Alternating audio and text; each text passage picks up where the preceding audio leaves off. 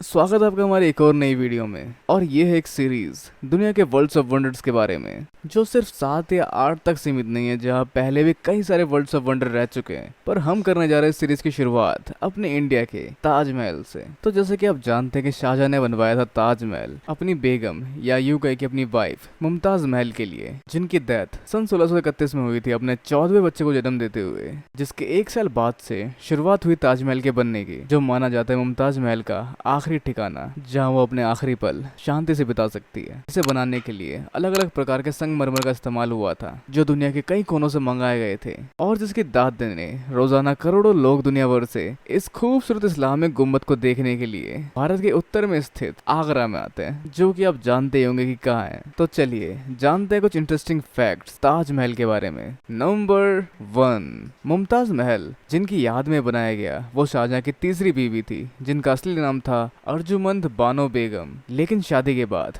उन्होंने अपना नाम बदल लिया, जो बाद में पड़ गया मुमताज महल, जिसका मतलब होता है महलों का जेवर या एक चुना गया महल। नंबर 2, तो क्या आप जानते हैं कि ताजमहल का मतलब क्या होता है? ताजमहल का मतलब होता है, जो वैसे हम लोगों को पता ही होना चाहिए, वो है महलों का ताज। नंबर 3, ताजमहल को बनाने में 20,000 मजदूरों ने 20 साल लगाए, जहां हजारों हाथियों का इस्तेमाल किया गया सामान को कंस्ट्रक्शन वाली जगह तक ले जाने के लिए।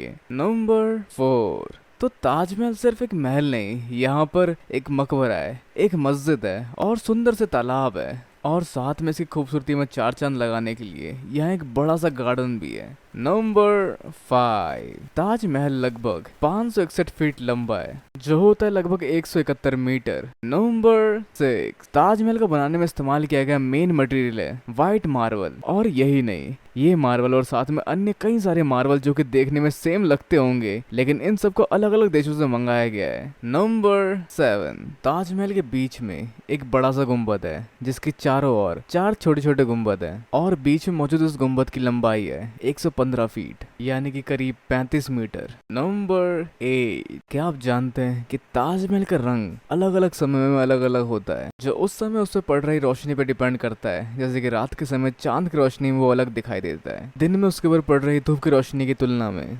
नंबर 9, क्या आप जानते हैं ताजमहल में बने मकबरे के अंदर लगभग 28 तरह के कीमती रत्न जड़े हुए थे, जो कि 1857 में हुए विद्रोह में इस मकबरे की दीवार से उखाड़ लिए गए। नंबर 10, क्या आप जानते हैं लगभग 2 लाख टूरिस्ट विदेशों से और 20 लाख से 40 लाख लोग हर साल ताजमहल घूमने आते हैं। नंबर 11, यूनेस्को ने ताजमहल को वर्ल्ड हेरिटेज साइट के तौर पे प्रमाणित किया है, और इसको बनाया गया नया 7वां अजूबा, यानी कि new 7 wonders of the world. नया इसलिए क्योंकि ये चुना जाता है दुनिया भर के लोगों के वोट के आधार पर। नंबर 12, आप जानते हैं मुमताज महल के असली मकबरे के अंदर लगभग 99 अल्लाह के नाम को कैलीग्राफी से लिखा गया है। नंबर 13, क्या आप जानते हैं ताजमहल के मुख्य गुम्बद यानी मेन गुम्बद के आसपास जो 4 गुम्बद बने हैं, उनको थोड़ा बाहर की तरफ झुका के बनाया गया है, ताकि किसी भी कारण से अगर वो गिरे तो वो मुख्य गुम्बद को तबाह ना करे। नंबर 14,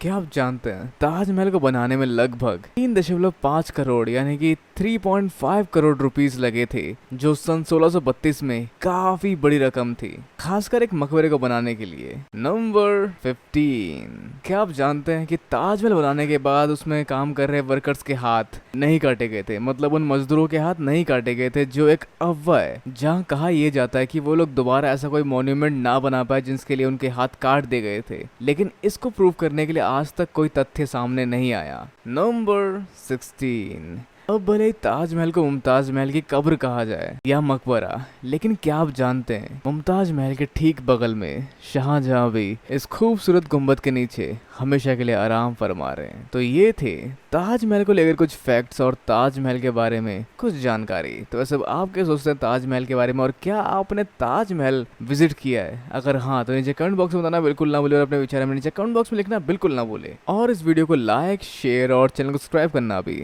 बिल्कुल ना भूले। तब तक के लिए हमें दीजिए इजाजत। धन्यवाद।